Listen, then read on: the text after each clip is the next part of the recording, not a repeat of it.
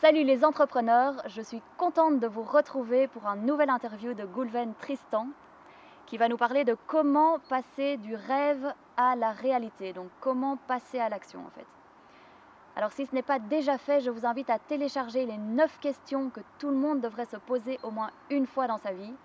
Vous trouverez le lien dans la description ci-dessus ou ci-dessous. Alors sans perdre de temps, on va commencer cette interview. Alors Goulven, bonjour. Merci à toi Ophélie de me recevoir chez toi pour ce témoignage. Est-ce que tu pourrais te présenter en quelques mots pour les personnes qui ne te connaîtraient pas encore, pour les personnes qui te découvrent? Ouais, donc moi c'est Goulven Tristan, 36 ans, entrepreneur, investisseur dans l'immobilier, sportif aussi via la discipline de l'ultra triathlon, où j'ai décroché un titre de champion du monde d'ultra triathlon en 2016. Et dans l'immobilier, j'ai acquis un patrimoine de 25 appartements. J'en ai écrit un livre, Comment je me suis constitué un patrimoine de plusieurs millions d'euros avec un salaire de 1 750 euros. Et maintenant, pour faire simple, j'essaye d'accompagner autant les entrepreneurs que les sportifs à réaliser leurs objectifs et leurs rêves. Ok, donc c'est un parcours très intéressant. Tu as plusieurs casquettes, donc C'est ça, ouais. la casquette de l'immobilier, je pense que tu as investi dans beaucoup d'appartements, je pense en 25 appartements, quelque chose comme ça. Ouais, c'est ça, il y a eu 25 appartements ouais, en l'espace de 8 ans à peu près. D'accord, alors ça peut paraître beaucoup, mais comment tu t'y es pris en fait? Quelles ont été les étapes pour en arriver là? J'ai découvert l'immobilier, enfin l'investissement immobilier par l'achat de ma résidence principale. Voilà, j'ai été pompier de Paris pendant 11 ans et à la suite de la réussite de mon concours, de l'acceptation à cette profession en 2006, mais il a fallu que je me loge tout simplement. Donc la première question, ça a été de savoir de quelle manière j'allais me loger, si j'allais prendre une location ou si j'allais acheter ma résidence principale. Voilà, après m'être concerté un peu auprès de mes parents pour avoir un peu leur avis. Bon, mes parents me trouvaient un peu jeune pour investir, mais finalement c'est cette option que j'ai choisie, l'investissement. Donc j'ai acheté ma résidence principale, je devais avoir je crois 23 ou 24 ans. Et de là, c'est comme ça que j'ai découvert l'immobilier, tout simplement par l'achat de ma résidence principale. Donc ce n'était pas forcément un objectif que tu avais dès le départ d'investir dans 25 appartements. Ah pas du tout, et c'est venu bien après, enfin c'est venu assez rapidement mais bien après. Après j'en ai acheté je me suis familiarisé avec mon premier achat où je suis resté peut-être un an et demi, mais sans avoir l'objectif d'en acheter un deuxième et un troisième. J'étais vraiment content à 23-24 ans d'être propriétaire de ma résidence principale, même si c'était juste un studio de 22 mètres carrés. Voilà, ça allait pas non plus, j'allais pas non plus casser des briques avec tout ça, mais j'étais content d'avoir franchi le pas, d'être propriétaire si tôt. Et de là, en fait, moi, je me suis mis à m'intéresser à l'immobilier de par ma résidence principale. C'est-à-dire, comme je n'avais pas de grandes notions dans l'immobilier, je ne savais pas si pour moi, j'avais fait un bon achat. Mais bon, j'avais personne pour me le démontrer, j'avais pas de repère, voilà. Donc du coup, régulièrement, j'allais voir les agences immobilières pour savoir si mon bien montait ou baissait. Et en fait, j'ai rapidement vu des prix, enfin des logements identiques se vendre à 10-15 000 euros au-dessus du prix auquel je l'avais acheté. Donc ça m'a réconforté dans mon choix. C'était vraiment un premier investissement qui a été réussi. Et en fait, il s'est avéré qu'il y en a un deuxième et un troisième qui ont été à la vente dans le même quartier, un an et demi après, à un tarif moins élevé que le premier que j'avais acheté.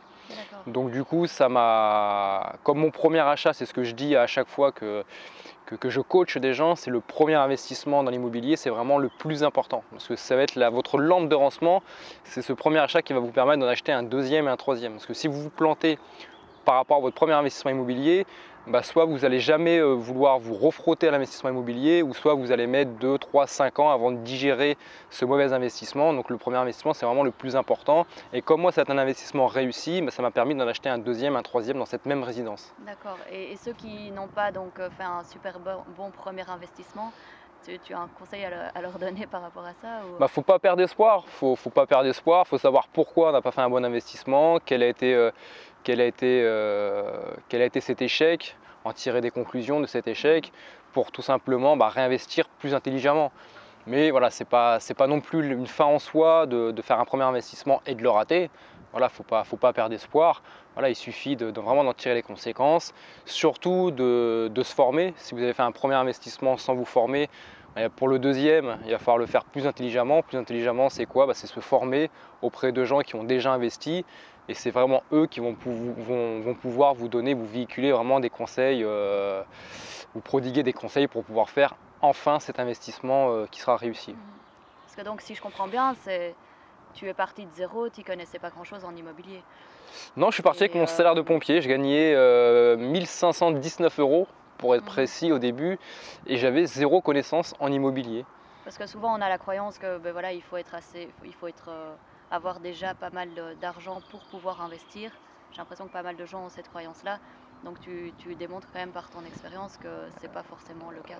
Ouais, complètement, mais c'est ce qu'on me dit régulièrement. Il y a des gens qui ont des croyances limitantes, comme tu es en train de le dire, qui les empêchent justement d'investir. Parce que la réflexion que j'entends le plus souvent, c'est faut être riche pour investir. Mais pas du tout. Il faut surtout apprendre. Il faut apprendre, on peut même entre guillemets être pauvre et investir. Enfin, on peut être au SMIC ou en CDD, enfin gagner un salaire de 1100, 1200, 1300 euros. Voilà, j'en ai vu, j'ai interviewé moi-même des personnes qui gagnaient vraiment le minimum syndical financièrement parlant et qui ont réussi à investir. Et par rapport à ce que tu me disais, dans l'immobilier, il ne faut pas être riche pour s'intéresser ou investir, on devient riche en investissant. D'accord, voilà. C'est très intéressant. Et donc par rapport à ta deuxième casquette, donc c'est le sport, je pense que tu es parti plus ou moins de zéro aussi. Est-ce que tu étais un grand sportif ou c'était quoi le point de départ par rapport à... C'était pareil dans le sport. Dans le sport, j'ai eu le même état d'esprit que dans l'immobilier.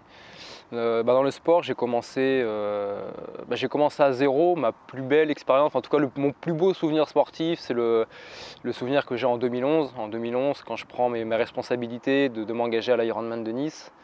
Donc, et pour ceux qui ne savent pas ce que c'est un Ironman, ouais, non, mais bonne question. Donc un Ironman, pas au début, un Ironman, déjà, ça fait partie de la discipline du triathlon, et c'est 3 km 8 de natation, 180 km de vélo, et on finit par un marathon, donc soit 42,2 km de course à pied. C'est un peu, on va dire entre guillemets, la discipline reine du triathlon.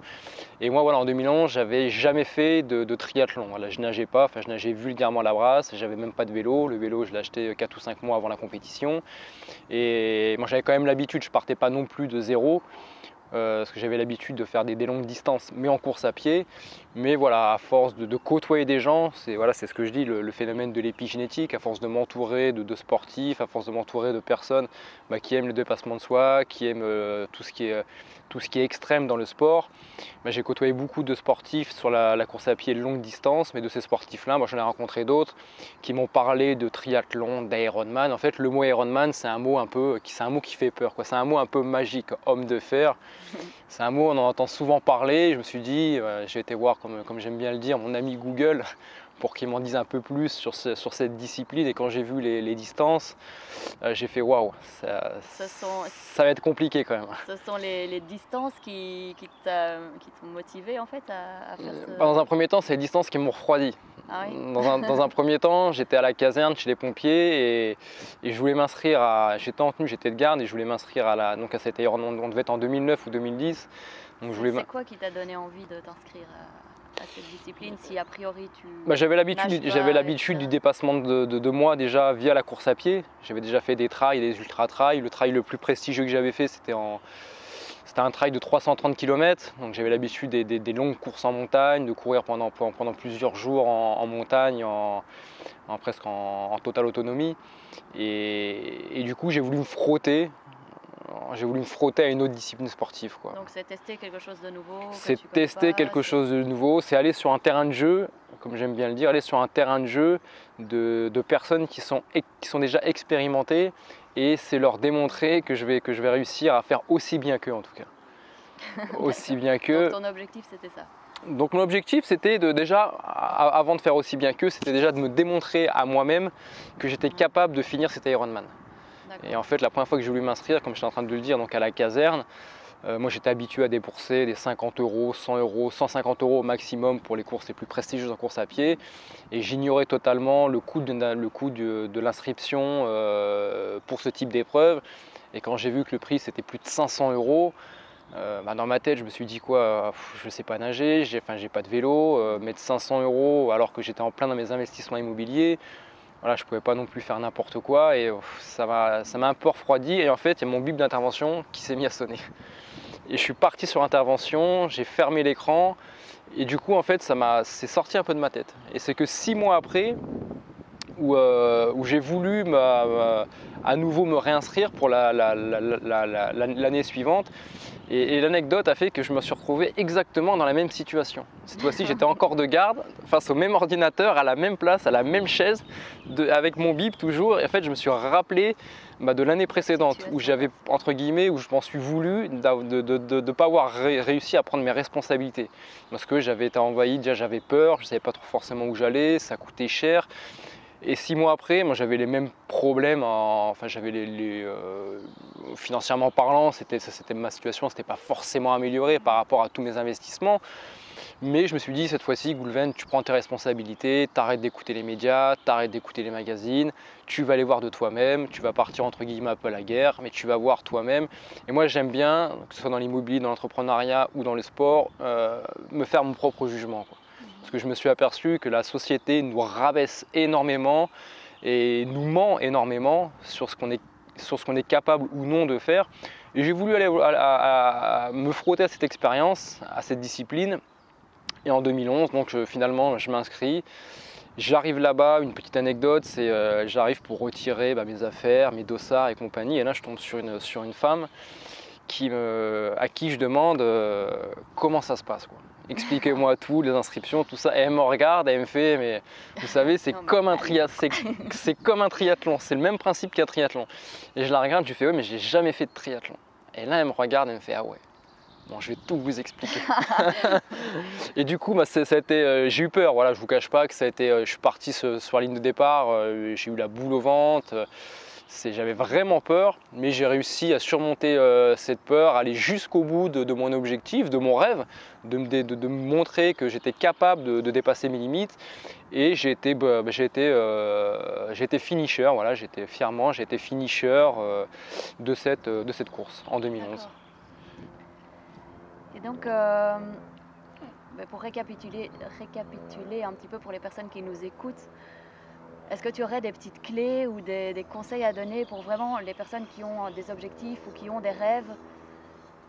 Qu'est-ce que tu leur dirais pour oser passer à l'action en fait, pour surmonter peut-être ces peurs, pour tenir aussi sur la durée, pour ne pas abandonner? Déjà, c'est d'avoir, par rapport à tout ce que vous allez vouloir entreprendre, c'est déjà apprendre à vous connaître. Parce que moi, tout ce que j'ai réussi à faire, tout le monde n'est pas forcément capable de le faire, parce que tout le monde ne sera pas animé par ma passion, tout simplement, mais tout le monde est capable de faire le même type de challenge, ou le même type de réaliser le même type d'objectif, mais chacun dans sa propre discipline, chacun dans son secteur d'activité. Le premier truc, c'est d'apprendre à se connaître pour savoir exactement ce qu'on est capable et pas capable de faire. La deuxième chose, c'est d'avoir une ouverture d'esprit. C'est vraiment d'avoir une grande ouverture d'esprit et par rapport à ce que vous avez envie de faire ou par rapport à ce qui va vous animer, c'est déjà de vous rapprocher des gens qui ont déjà réalisé votre rêve, qui ont déjà réalisé votre objectif. Et c'est eux qui vont vraiment vous guider, c'est eux qui vont vraiment vous montrer la voie du possible. Parce qu'on peut trouver des moyens en fait pour se rapprocher de l'objectif, tout simplement d'abord dans un ouais, voilà, se rapprocher d'un objectif ou se rapprocher de personnes qui vont vous montrer que telle chose existe, enfin vous montrer que ça existe. Moi j'ai su trouver ça tout seul, que ça existait parce que j'ai une grande ouverture d'esprit, parce que je m'intéresse à énormément de choses, je suis vraiment très curieux. Et du coup, j'ai identifié ce qu'il était possible de réaliser. On en revient, je fais une petite parenthèse par rapport à l'immobilier. Moi, c'est un courtier dans l'immobilier, quand j'étais à mon 2e ou 3e prêt bancaire, qui m'a montré avec une règle de calcul qu'il était possible d'acheter 10 appartements. Mais j'ignorais, moi, à 2-3 appartements, qu'avec mon salaire de pompier, je pouvais acheter 10 appartements. J'aurais pu avoir la plus grande ou la meilleure volonté du monde, que j'aurais pas pu m'acheter des appartements parce que je savais même pas tout simplement que c'était possible. Oui, exactement. Donc en fait, ce courtier m'a démontré par rapport à une règle de calcul un peu naïvement, mais moi en tout cas cette naïveté, c'est ce qui a permis de construire mon projet dans l'immobilier, de me dire je vais pouvoir m'acheter 10, 15, plus de 20 appartements parce que j'ai réussi à voir que c'était possible. Après, l'immobilier, c'est quelque chose qui m'a animé, donc j'y ai mis la volonté pour réussir, c'est-à-dire la volonté, je me suis formé, je me suis intéressé avec Internet, avec tous les outils que j'avais en ma possession, et après la chose la plus importante, c'est que je suis passé à l'action. Et dans le sport, j'ai reproduit la même chose. En 2011, comme j'étais curieux, comme je me suis entouré de bonnes personnes dans le sport qui m'ont véhiculé l'existence de triathlon, d'Ironman et compagnie, donc j'ai su que l'Ironman existait, je me suis formé par Internet pour savoir à peu près les distances, savoir si j'étais capable de le faire. Bon, j'avais quand même des doutes sur ma capacité athlétique à pouvoir terminer cette épreuve, mais je me suis dit tant pis, on va aller voir. Et j'ai su que c'était possible de le faire parce que voilà, j'ai vu que ça existait, j'ai vu que ça m'animait et du coup je suis passé à l'action pour cet Ironman de Nice. Et ce qu'on n'a pas dit, c'est qu'en fait 5 ans après, je fais champion du monde d'ultra triathlon.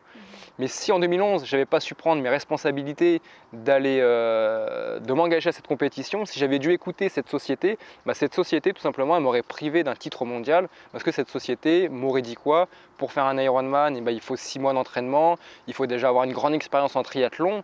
Alors c'est sûrement valable pour beaucoup de gens, mais ça ne l'est pas pour d'autres personnes qui ont cette vision, qui ont appris à se connaître, qui ont cette volonté de passer à l'action, qui ont cette volonté de vouloir créer leur vie, tout simplement, qui ont cette volonté de vivre leur vie, tout simplement.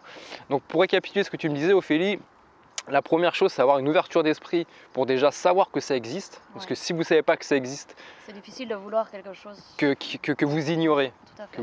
La deuxième chose, ça va être se former pour pouvoir réaliser ce que vous voulez faire. Et la troisième chose, qui est aussi importante, ça va être de passer à l'action. Voilà, passer à l'action, mais n'ayez pas peur si vous prenez des échecs, si vous ne réussissez pas.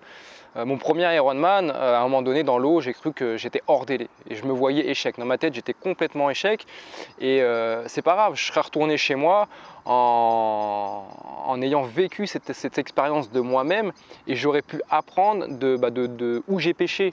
Et ça m'aurait permis l'année suivante de me réinscrire à cette discipline en corrigeant mes erreurs. On apprend beaucoup de nos erreurs. Oui. Voilà, donc n'ayez pas peur de l'échec. L'échec, c'est vrai que c'est peut-être pas le cas en Europe, mais il y a des pays comme les États-Unis, et ça j'entends souvent, comme quoi l'échec c'est un diplôme. Ouais. Ça dépend, encore une fois, c'est un état d'esprit. Et par rapport à ta peur, tu disais que tu avais vraiment très peur. Tu peux donner des petits conseils par rapport à comment tu as pu surmonter cette peur? La peur, ça fait partie en fait intégrante de la vie. Moi, il y a les deux choses qui m'animent, c'est la peur, mais c'est avant tout la passion. La passion, c'est la chose la plus importante. Parce que tout ce que vous allez entreprendre, vous allez vous prendre des claques. Vous allez côtoyer l'échec. Mais ce qui va vous faire continuer, c'est la passion. Donc tu mettais ton focus sur la passion plutôt que sur la peur alors c'est la passion qui m'a animé dans l'entrepreneuriat, c'est la passion qui m'a animé dans le sport et qui m'anime toujours dans ces deux disciplines. Mais pour en venir au sport, j'ai toujours cette peur, mais je sais que ça fait partie intégrante de la compétition. Donc c'est l'accepter et l'apprivoiser. C'est l'accepter, l'apprivoiser. Hier, je regardais, pas plus tard qu'hier, je regardais un interview, un témoignage sur un boxeur français qui a été titré 11 fois champion du monde de boxe thaïlandaise. Et justement, on lui a posé cette question et il nous disait que la peur, c'est important d'avoir peur. C'est la soupape, c'est vraiment cette soupape qui va vous permettre justement de ne pas faire n'importe quoi, de ne pas aller au carton.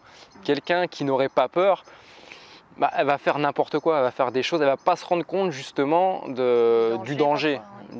Donc c'est avoir peur, ça va faire partie intégrante, que ce soit un projet qui soit dans l'intellect, je sais pas, un infoprenariat, l'écriture d'un livre, ou vous allez peut-être avoir peur au début, à la sortie du livre, par rapport à ce que vous allez raconter, par rapport à ce que vous allez véhiculer, par rapport au fait de vous mettre en avant et compagnie, ou dans le sport, ça va être une peur, une peur physique par rapport à l'épreuve qui va être difficile et compagnie.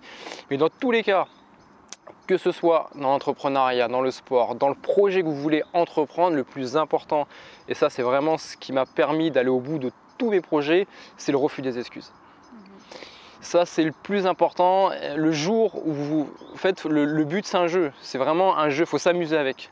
C'est ce que vraiment moi j'enseigne, c'est qu'il faut prendre ça comme un jeu. Une personne qui commence à se trouver des excuses, en fait, il faut se mettre sur pause et il faut se dire, ah, je suis en train de dire de la merde là, je suis en train de me trouver des excuses. Parce que souvent j'ai l'impression que les gens n'ont pas conscience qu'ils se trouvent des excuses en fait. Ouais, mais justement, faut s'écouter parler. Et dès que vous avez trouvé une excuse, vous vous mettez sur pause et en fait vous jouez à un petit jeu. Et de vous dire, mais faut vraiment que ce soit un jeu, le prendre comme un jeu. Et de vous dire, attends, je suis en train de trouver une excuse, qu'est-ce que je pourrais trouver comme solution? Ouais. Alors peut-être que la solution, elle sera toute petite, mais cette petite solution, elle va vous permettre de faire peut-être un petit pas en avant. Plus une deuxième petite solution qui va vous permettre de faire un deuxième petit pas en avant. La question à vous poser, c'est à combien de reprises dans votre vie vous avez réussi à entreprendre un projet grâce aux excuses? Pour moi, c'est la plus belle réflexion à avoir. La réponse, c'est 0. Donc au lieu de trouver des excuses qui vous amèneront à rien du tout, essayez de trouver de petites solutions. Une petite solution. Juste pour rester dans le mouvement en fait. Tout simplement, ouais. Donc c'est un super parcours en immobilier et en sport. C'est vraiment très intéressant, très inspirant. Et maintenant, je me demandais, c'est quoi tes prochains objectifs alors? C'est quoi la suite de... Maintenant, c'est vrai que j'ai arrêté tout ce qui est investissement immobilier, j'ai mis ça de côté parce que j'avais d'autres projets. Et bon, on ne va pas faire un cours sur le focus parce qu'on partira encore sur autre chose. Mais en fait, pour faire court, quand je fais quelque chose, je me focus sur une discipline. Pendant 8 ans, je me suis mis à fond dans l'immobilier. Après, du jour au lendemain, j'ai arrêté les investissements parce que j'avais ces championnats du monde.